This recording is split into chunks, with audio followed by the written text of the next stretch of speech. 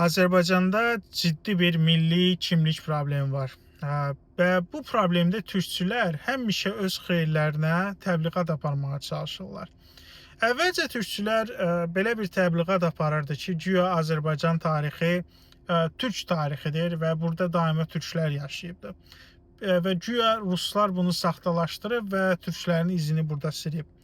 Biz tarixi faktlarla, yəni çox açıq faktlar var, həm Rusiya, həm Sovet dövründə göstərdik ki, belə bir söhbət yoxdur.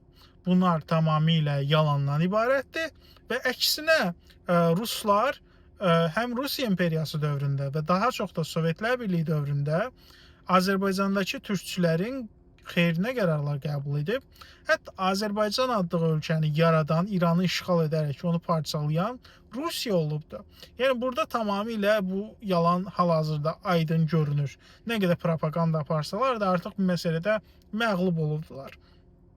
Daha sonra belə bir propaganda aparılmağa başladı ki, güya Azərbaycanlıların etnik tərkibi türk olub, sonradan bunlar İranlılaşdırılıb, sonradan da ruslar gəlib və həmin dövrlərdə yavaş-yavaş İrançılıq unudulmağa başlayıb və türklər öz kökünə qayıdıblar.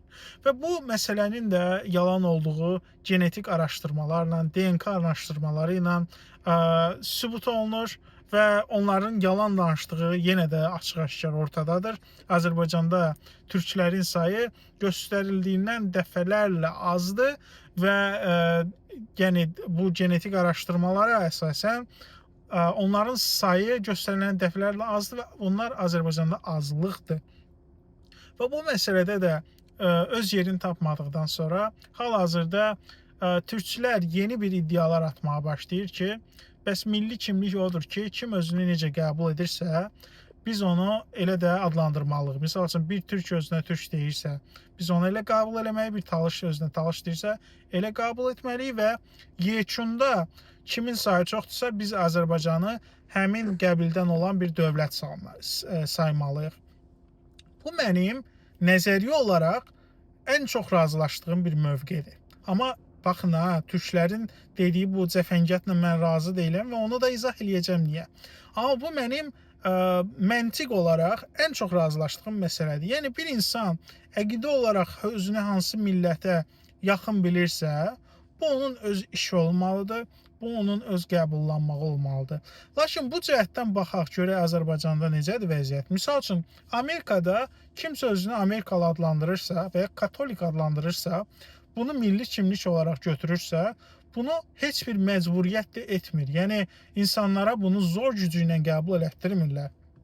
İnsanlar özü bunu götürür, özü təbliğ edir və buna qarşı çıxanlara da problem yaratmırlar. Bu çox normal bir məsələdir. Özünü Amerikalı yox, başqa bir milli kimliyi ilə də adlandıra bilərsə.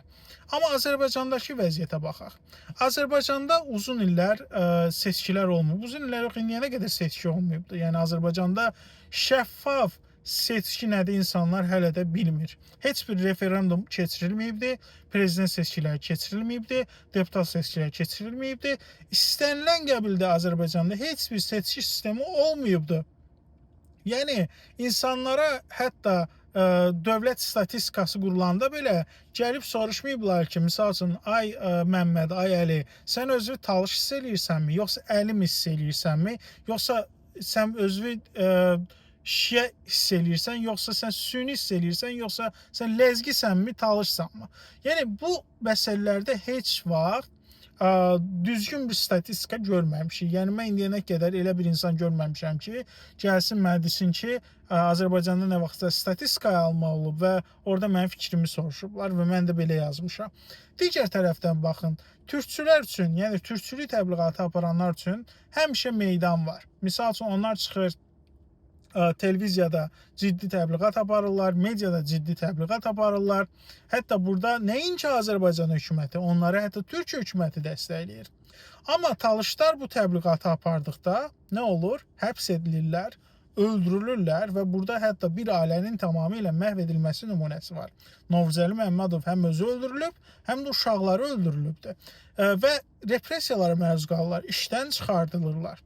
Azərbaycanda türkçülər bunu görmürlər. Əksinə böyük bir dəstək görürlər. Talışlar isə tam əksinə hökumət tərəfindən əzilirlər.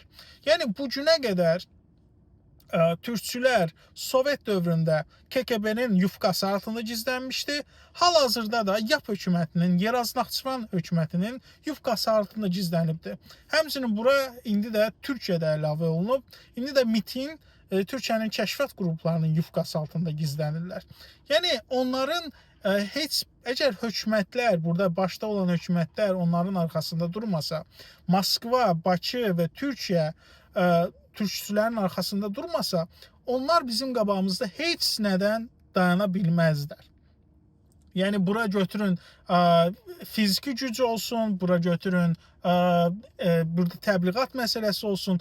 Onların bizim qabağımızda heç bir şansı yoxdur.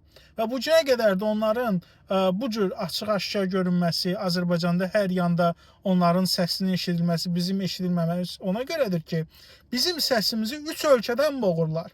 Bura Azərbaycandır, bura Türkiyə aiddir, bura Rusiya aiddir. Bu 3 ölkənin kəşfiyyatı birləşərək Azərbaycanda talışların danışmasına qarşı çıxırlar. Və burada təkcə talışlardan söhbət getmir. Həm də bu Şiə əqidəsinə aiddir, İrançılığa aiddir. Və mən bildirmək istəyirəm ki, biz talışıq, biz Şiəyik, biz panirançıyıq. Bizə dəxli deyil siz nə düşünürsünüz. Bizə vacib deyil nə düşünürsünüz. Bizə heç bir aidiyyəti yoxdur sizin qurduğunuz boş-boş kitabların, boş-boş təbliğat maşınlarının. Biz bunların hamısını parçalayacağıq.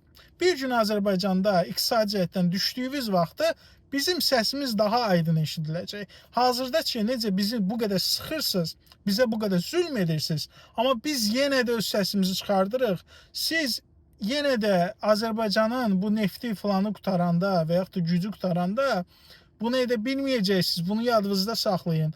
Dünyanın dəyişən dövranı var. Hər bir siyasət, hər bir şey hər an dəyişə bilər. Və bu etdikləriniz sizin başınıza qaxanc olacaq gələcəkdə.